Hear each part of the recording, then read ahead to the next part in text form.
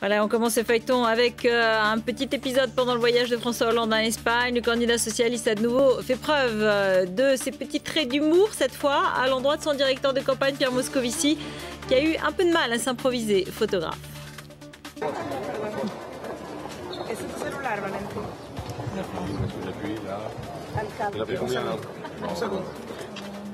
Terrible, hein. C'est pas directeur de campagne, c'est directeur de la photographie. Des clichés encore cette fois, ceux d'Eva Joly, la candidate d'Europe Écologie Les Verts, n'a jamais caché sa participation au concours de Miss Norvège. Elle était âgée de 18 ans, elle avait été classée deuxième dauphine et c'est le magazine Gala qui publie ses photos. Carlos refait parler de lui, le terroriste responsable de la mort de 11 personnes dans les années 80, se livre à Libération au présidentiel de 2012. Puisque Jean-Marie Le Pen est absent, dit-il, il voterait Mélenchon au premier tour et socialiste au deuxième.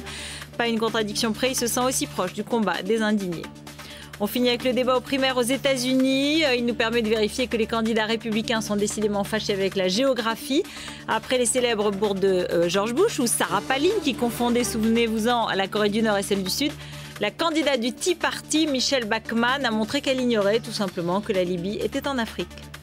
He put us in Libya. He is now putting us in Africa. Et l'œil de Benjamin et revient sur Jean-Luc Mélenchon qui se prétend le vrai candidat de la gauche.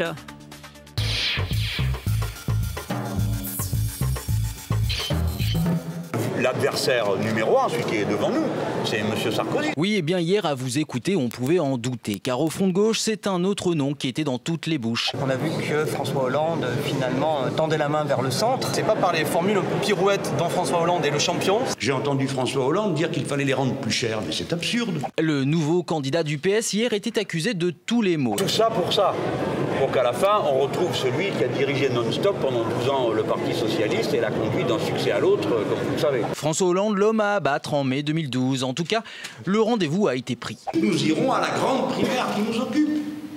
Le premier tour de l'élection présidentielle. Oui, rien n'arrêtera Jean-Luc Mélenchon, pas même les 17% d'Arnaud Montebourg. C'est mon électorat.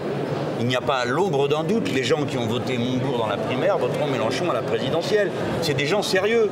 Ils ont voté pour des idées. Ils ne sont pas simplement regarder l'allure de l'un ou de l'autre. Car au fond de gauche, l'important c'est le collectif. Nous ne faisons pas la campagne d'une personne.